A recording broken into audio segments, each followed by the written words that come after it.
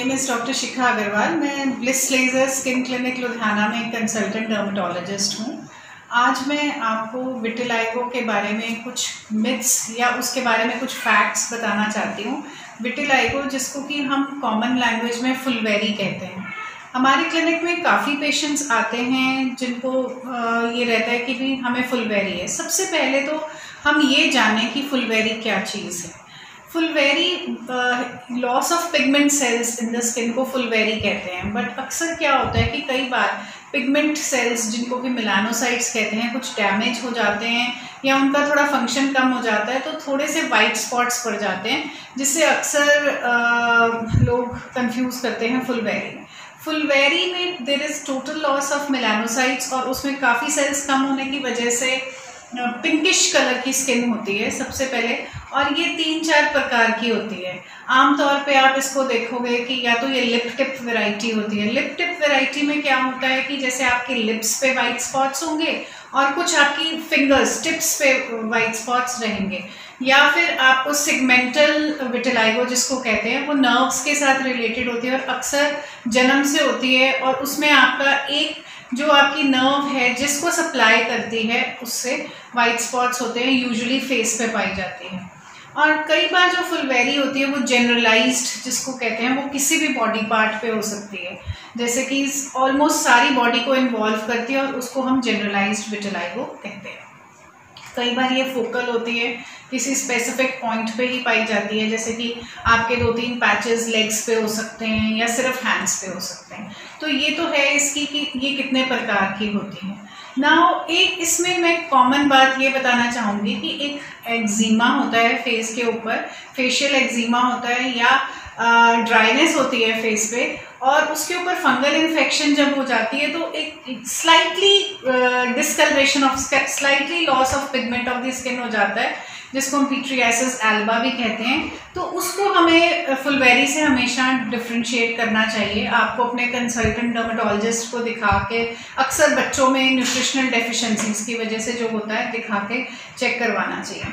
जब भी किसी पेशेंट को फुलवेरी होती है तो वो मुझसे आके एक बहुत ही कॉमन क्वेश्चन पूछते हैं कि क्या ये फुलवेरी हमारे बच्चों को भी होगी, या अगर हमारे घर में किसी को फुलवेरी है तो उससे हमें हुई है।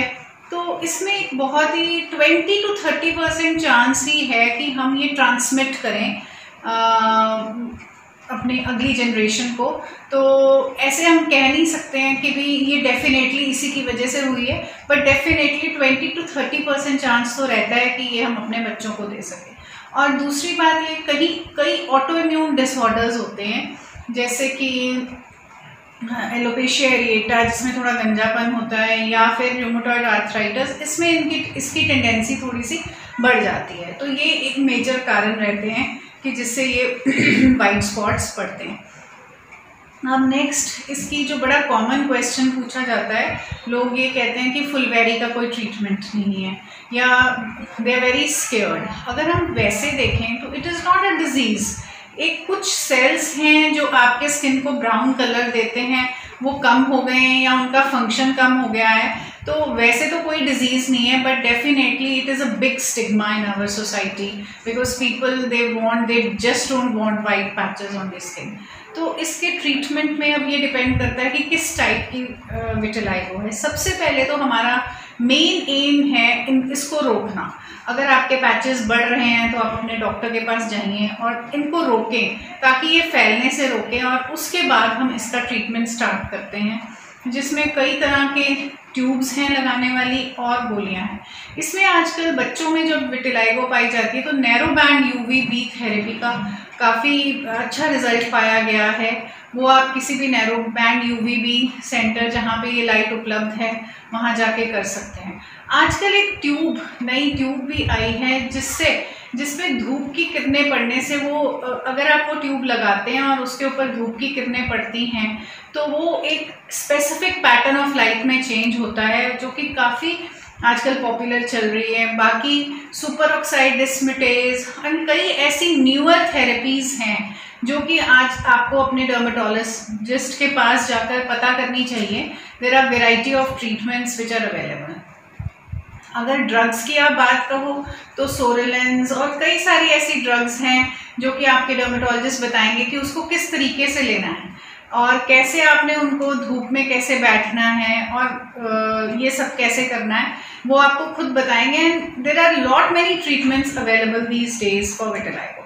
अब एक बहुत ही कॉमन सवाल है कि खाने पीने की चीज़ें, खाने पीने में क्या चेंजेस करनी चाहिए। ऐसा बुक्स तो ये कहती हैं या पेपर्स ये कहती हैं कि डाइट का कोई स्पेसिफिक रोल नहीं है विटिलिगो में, और ऐसा कुछ नहीं है जैसे कि आमतौर पे पेशेंट हमसे पूछते हैं दही नहीं खाना, खट्टा नहीं खाना।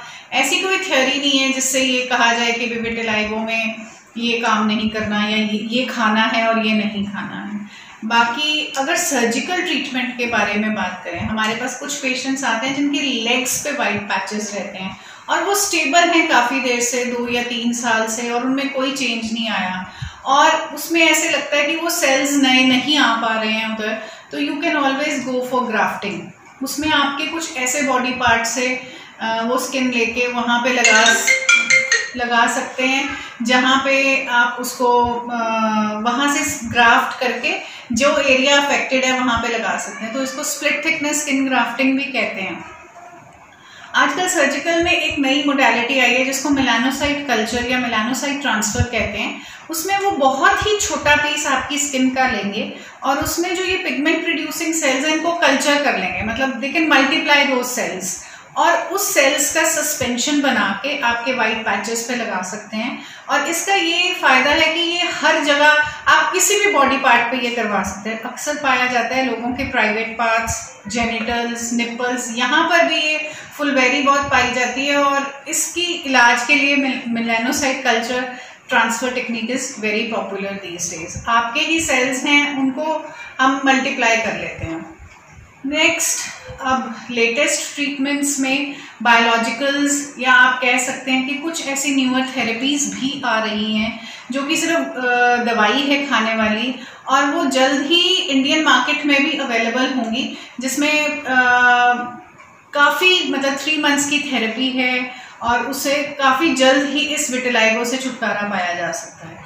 तो इन अ ब्रीफ मैं ये कहना चाहूँगी, it is a fully treatable condition.